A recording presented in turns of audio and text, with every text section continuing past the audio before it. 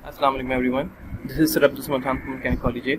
I hope आप सब लोग ठीक ठाक होंगे, खैरियत से होंगे। अच्छा जी, ऐसे आज आप लोग जैसे स्क्रीन पर नज़र आ रहा होगा हमारा टॉपिक जो है ये एमसीक्यू से रिलेटेड ही है। लेकिन यहाँ पे आज हम लोग चैप्टर 1 से ना वेन डायग्राम को डिस्कस करने के लिए जा रहे हैं। सही है, तो इस मुतालिक में से मैं अपना टॉपिक एक अपलोड कर चुका हूँ, तो आप लोग अगर साइट्स की प्लेलिस्ट में जाके देखोगे तो वहाँ पे आपको मिल जाएगा। अब एमसीक्यूज़ में किस तरीके से आ सकते हैं, ठीक है, तो उसको देखते हैं। देखो, ऐसा हो सकता है कि आपको एक डायग्राम बना के लेट से दीजिए और फिर आपको ऑप्शंस दे दिए जाएं कि ये इनमें से किस ऑप्शन की डायग्राम है। पहले ऑप्शन में देखो इसने बताया आपको ए यूनियन बी, दूसरे में ए इंटरसेक्शन बी, तीसरे में ए माइनस बी और चौथे में ए कॉम्प्लीमेंट।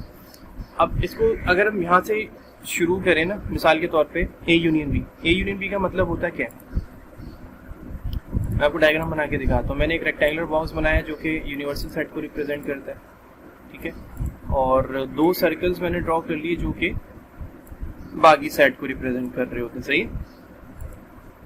अब ए यूनियन बी का मतलब है कि ए और बी के तमाम एलिमेंट्स कंबाइन करके लिखे जाएंगे। सही। ए और बी के जो तमाम एलिमेंट्स होंगे यकीनन वो ए और बी के अंदर होंगे, और ये वाला हिस्सा जो है ये तो कॉमन है, तो इसका मतलब है कुछ इस तरीके से शेडिंग इसकी होनी चाहिए। और ये डायग्राम जो इसमें आपको दी जा रही है वो यही है असल में। सही है, तो इसका मतलब है इसका जो option A that is the correct answer for this diagram. ठीक है। अच्छा, दूसरी डायग्राम पे आते हैं। देखो, दूसरी डायग्राम के अंदर क्या है, इन्होंने सिर्फ दरमियान वाला हिस्सा शेड किया हुआ है। अब ये क्या होगा, ये शेडिंग ही इंपॉर्टेंट है, बाकी तो सवालात सेट के इतने कोई मुश्किल नहीं होते। देखो, यहाँ पे दरमियान वाली शेडिंग करने का मतलब क्या होता है, ये जो भी सेट आपको दिया जा रहा है और ये वाला जो सेट आपको दिया जा रहा है, ठीक है, इसके कॉमन पार्ट्स को, के कॉमन एलिमेंट्स को मैंने हाईलाइट किया। सही। हेड से ये ए है और ये बी है, इसके कॉमन पार्ट्स को मैंने हाईलाइट किए, और जो कॉमन पार्ट हाईलाइट किए जाते हैं, कॉमन पार्ट्स जो सवाल में लिए जाते हैं सॉल्यूशन में, वो किस में लिए जाते हैं, इंटरसेक्शन में लिए जाते हैं।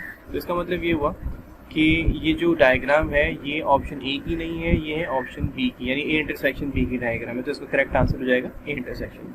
सही। ओके, देखो इस डायग्राम में क्या हुआ है कि ए का भी कंप्लीट पार्ट शेडेड नहीं है, सिर्फ वो शेड है जो बी के अंदर नहीं आ रहा। सही है। अब ये डायग्राम कौन सी हो सकती है, देखो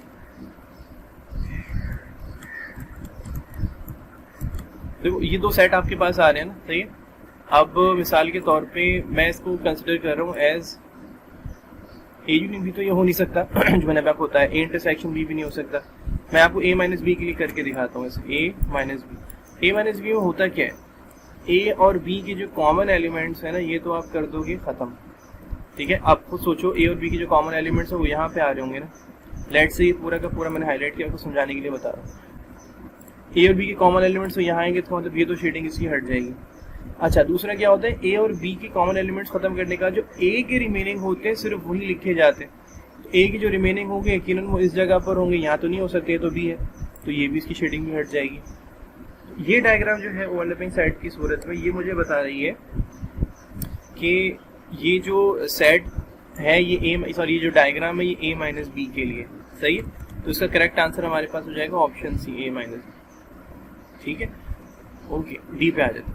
देखो डी में इसने आपको एक सिंपल सी डायग्राम इस तरीके से दी है कि एक सर्कल है और एक वो है, क्या नाम है, रेक्टेंगल है जो यूनिवर्सल को रिप्रेजेंट करता है, और एक सर्कल है जो कि बाकी सेट को रिप्रेजेंट कर रहा होता है।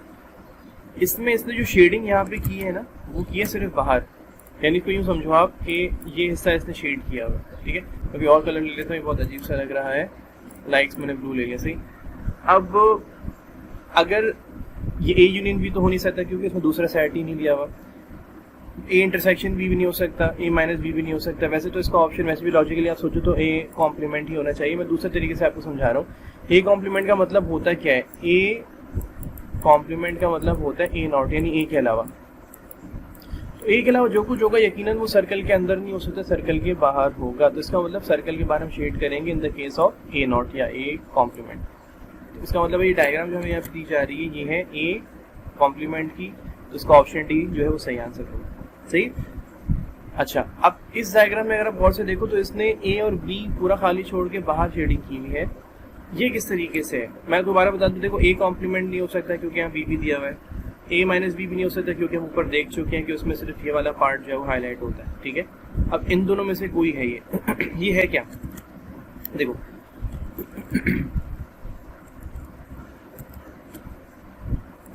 मैंने यहाँ पे क्या किया, ए और बी के दो सेट बना लिए, सही, ये दो सर्कल्स बना लिए इस वेन डायग्राम।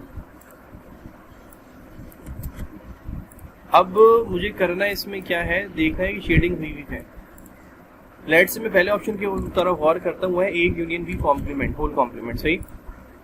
इसकी डायग्राम जब भी देखो ए यूनियन बी की डायग्राम कौन सी होगी, ये और ये, ऐसा ही है ना, अभी हमने देखा था। अच्छा, और दूसरी चीज मैंने अभी आपको जो बताई है वो है, ये तो ए यूनियन बी की होगी। दूसरी चीज जो मैंने अभी आपको बताई थी वो क्या थी कि अगर यहाँ पे होल कॉम्प्लीमेंट लग जाए, तो कॉम्प्लीमेंट का मतलब क्या होता है, उस सेट के अलावा, यानी कि ए यूनियन बी नॉट कहलाएगा ये, ठीक है। कॉम्प्लीमेंट का मतलब होता है उसके अलावा। अब ए यूनियन बी पर है तो ए यूनियन बी के अलावा, ए यूनियन बी अगर अंदर है तो ए यूनियन बी के अलावा जो कुछ होगा वो ए यूनियन बी के बाहर होगा यकीनन। बात समझ में आ रही है? तो कुछ डायग्राम इस तरीके से बनेगी इसकी, ठीक है। अच्छा जी, तो इस हिसाब से जो इसका आंसर है वो हो जाएगा ऑप्शन ए, यानी A union B whole complement, right.